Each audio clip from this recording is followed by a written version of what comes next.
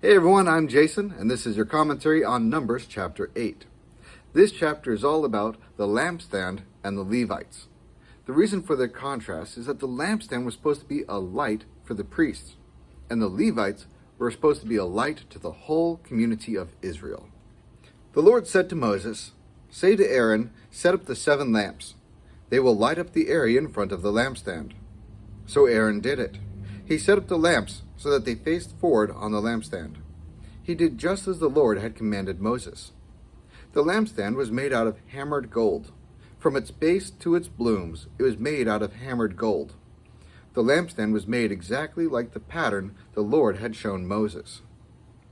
The Lord spoke to Moses. He said, "Take the Levites from among all the Israelites. Make them clean in the usual way.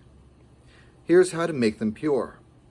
Sprinkle the special water on them, then have them shave their whole bodies. Also have them wash their clothes. That is how they will make themselves pure.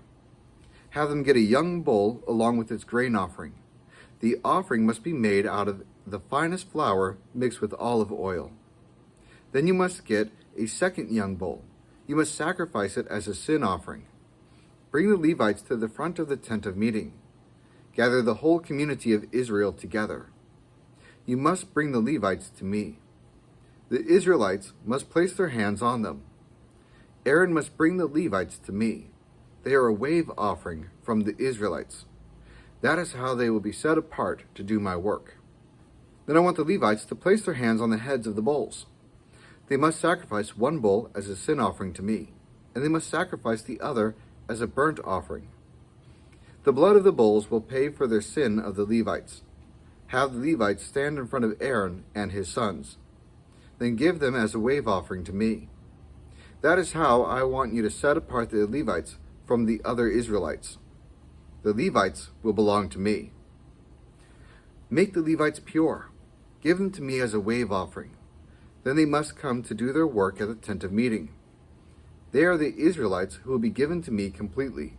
I have taken them to be my own. I have taken them in place of every son born first in his family in Israel. Every male born first in Israel belongs to me. That is true whether it is a human or an animal. In Egypt, I struck down all the males born first to their mothers. Then I set apart for myself all the males born first in Israel. And I have taken the Levites in place of all the sons born first in Israel. I've given the Levites as gifts to Aaron and his sons. I have taken them from among all the Israelites. I have appointed them to do the work at the tent of meeting. They will do it in place of the Israelites. That is how they will keep the Israelites from being guilty when they go near the sacred tent. Then no plague will strike the Israelites when they go near the tent." So Moses and Aaron and all the Israelites did with the Levites just as the Lord had commanded Moses. The Levites made themselves pure. They washed their clothes. Then Aaron gave them to the Lord as a wave offering. That's how he paid for their sin to make them pure. After that, the Levites came to do their work at the tent of meeting. They worked under the direction of Aaron and his sons. And so Moses and Aaron and the whole community of Israel did with the Levites just as the Lord had commanded Moses. The Lord said to Moses, "Here's what the Levites must do. Men 25 years old or more must come and take part in the work at the tent of meeting. But when they reach the age of 50, they must not work any longer. They must stop doing their regular work. They can help their brothers with their duties at the tent of meeting, but they themselves should not do the work. That is how you must direct the Levites to do their work." This passage says that men from 25 to 50 are supposed to be serving.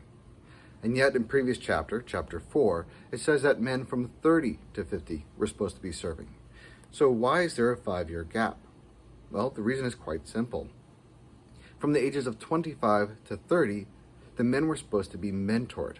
They're supposed to be discipled in order to know how to take over the work. Yet God says at the age of 50, they can still help out, but they're supposed to step down and allow others to take over. I'm very grateful for anyone who's in ministry past the age of 50 who is continuing to do work. Unfortunately, it's needed. But the question is, why is it needed? Is it because there's no one else to take over? In which case, may God bless these people who continue working well past the age of 50. But if the reason why they have to continue is because as a community, as a church, we're not discipling and mentoring the next generation, then that is a huge fault on our behalf.